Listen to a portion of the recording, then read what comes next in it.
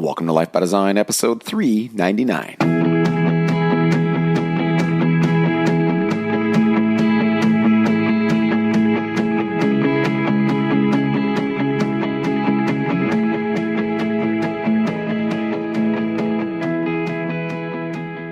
Welcome to Life by Design. I'm your host, Dr. Jamie Richardson. I'm joined today by my colleague, Dr. Horatio Jug. As always, every week I say this and I mean it. I'm happy to be here.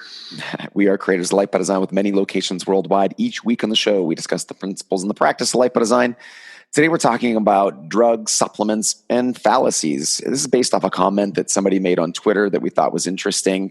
So I'll read you the comment, Horatio, and then we'll start breaking it down. Some people have a lot of pride in not taking drugs or supplements, but the primary goal should be to feel your best. Not using a medicine that improves your health because you take pride in being substance-free is counterintuitive to your main goal of feeling well. So there's a lot of stuff to unpackage there. Maybe more than any statement, the necessary step of giving some context here is important and coming up with some definitions.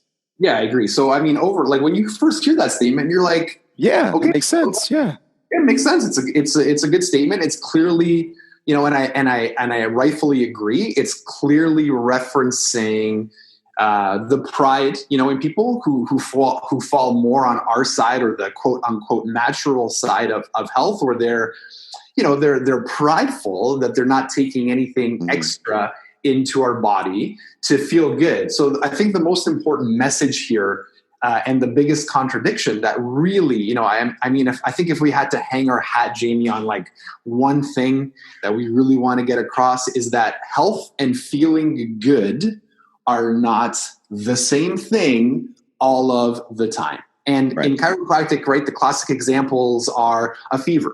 So you have a fever. We've understood for hundreds of years since we started studying the human body that a fever exists to kill a bacteria or a virus that's invading your body. You feel like crap when you have a fever, but a fever is a healthy response. The other one is food poisoning. You've ingested toxic food, and now as a result, your body says, "Uh-oh, got to get rid of this toxin. I'm going to make some vomiting and some diarrhea start to happen." You feel miserable. It is a healthy response that should not be interfered with, let alone all of the mental health stuff that we experience all of the time. Cleansing toxic people from your life is not, you feel a lot of pain when you're doing that. You don't feel well, yet it's healthy, right? So there's numerous examples with this. So we can't equate. I mean, listen, I get it, man. Everybody wants to feel well. Nobody likes the pain. We're humans.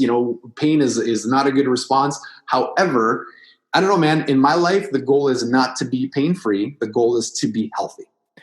Yes. So I think that is really where the context drop happens, right? Is what is health, Horatio? If you think about that definition, people basing it on feeling good, you end up with exactly what people do, is they do whatever it is that they need to do to feel good. And that could be anything. It could be things that are very damaging and detrimental to you. And so I think the real, and you would know better the philosophical statement here, whether it's a fallacy or a non sequitur, but the real thing here is, I don't really think that, feeling good is the only goal for most people, especially when, you put it in the context of you could pretty much do anything to feel good. If it numbed you enough, you're probably going to feel better than you would if you didn't feel good. Yeah. So, I mean, to answer your question, there's no philosophical construct here. It's just what you want, right? Like, do you want to feel good or do you want to be healthy? Yes. And I think that's the point, is to most people, those are one and the same. Right. Yeah. So there's no contradiction. There's nothing illogical. It's just the goal. Right? It's just what you want. Like, there's nothing wrong with feeling good, and there's nothing wrong with wanting to feel good no matter the cost. I think the issue is exactly what you just said. People don't realize that there is a cost sometimes, that it's not towards your health. Right. Well, and I think that's important to also separate, as you said, drugs from supplements here, right? Not necessarily the same thing.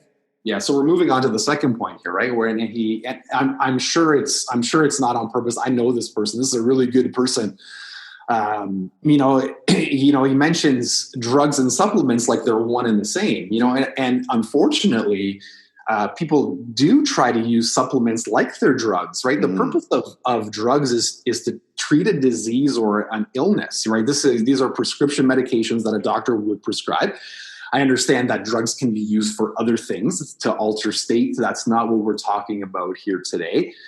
But the purpose of supplements, technically, and for me, isn't to treat a disease or a condition. It's to meet a requirement of the human body. Like your body needs certain things. Unfortunately, we live in an environment where some things, like fish oil, or like take the simplest example is vitamin D, right? We live in a cold climate. We're not going to see the sun now. Probably, the kids go back to school. We won't be outside probably until next year. That's a long time without the sun. So I need to fill the requirements of that. And that's why supplements exist, not to treat diseases in my book. Yes, I mean, to think about it in terms of, meeting a requirement or making you sufficient in an area where you're deficient, right? Whereas a lot of people use supplements in a very blanket type way. Well, everybody needs calcium, or, I've got problems with my bones, so I need to take calcium. Those are some of the most, commonly used supplements.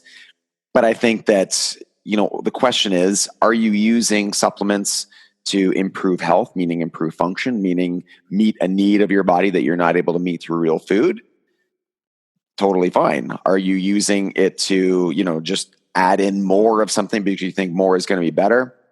And then on the flip side, and again, maybe somebody can set me right here, but based on the definition of improving function, I would say at least, if not all, but maybe I don't want to give a blanket statement here, the vast majority of drugs are not designed to improve function. They're designed to stop some functions. They're designed to alter functions, but they're not necessarily designed to improve functions, although maybe there are some drugs that, and I don't know necessarily because that's not my expertise, that are designed to improve function. But I think generally, Horatio, that's not the purpose. So, I mean, okay, again, I totally admit I'm out of, and I haven't given it much thought, but let's take so I think the issue here is, I mean, we're talking about improve, right? And I don't know if it's possible. I'm not sure if it's possible. I know that drugs can improve certain functions, but let's be clear that we drop the context of the rest of the body, right? So for example, Adderall, there's a drug that improves if your brain function in terms of concentration and the ability to focus. Now we know just from the long-term data that it comes at an expense, right? It's not like you can take Adderall forever and, it improves the functioning of your body like a food or like a supplement would do, right? Where there's an all-cause systemic improvement in health.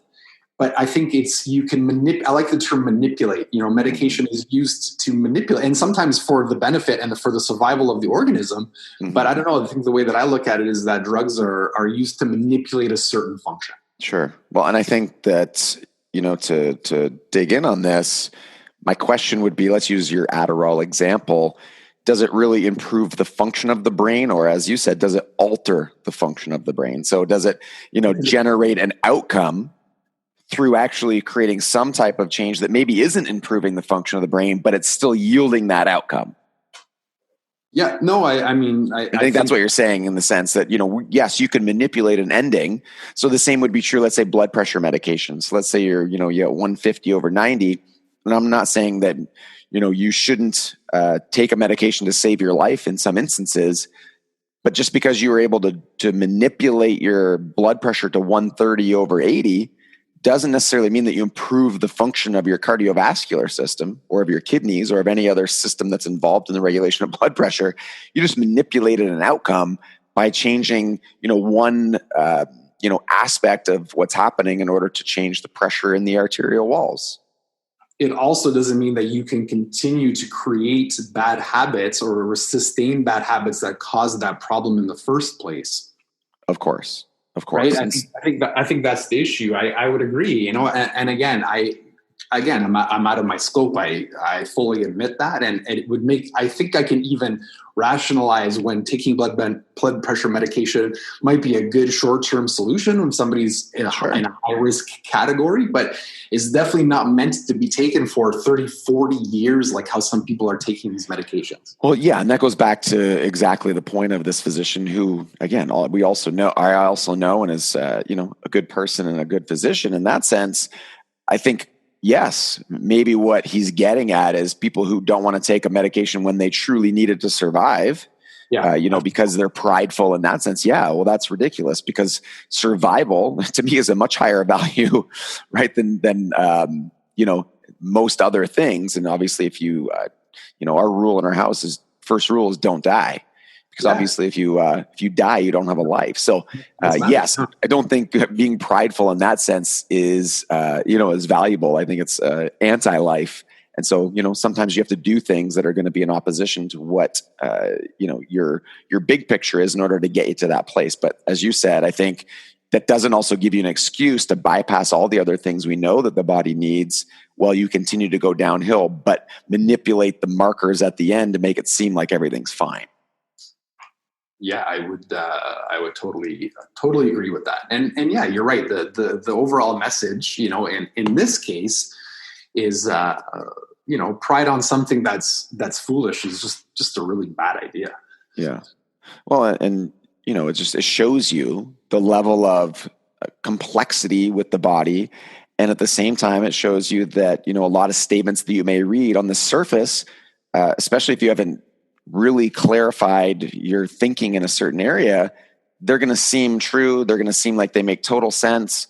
And you're like, yeah, totally, I get it. And, it's going to lead to certain action steps. So as always, our action step for you is to really think and to think through, anything that you read and try and pass it through a filter. And if you have challenges with that, then, hey, that's hopefully what this podcast is for, is to help you guys, work through that. And of course, Croatia, we've got the 30-day Think by Design challenge available. If you want that, it's free. We'll put a link in the show notes, and you can download the Think by Design manual. It's one of my favorite books, not just for Life by Design, but one of my favorite books of all time is the Think by Design manual. That's awesome. Yeah, absolutely. So I love it. Head to the show notes, lifebydesign.com/podcast. And as always, guys, thank you for joining the drive to 1 million families worldwide living life by design.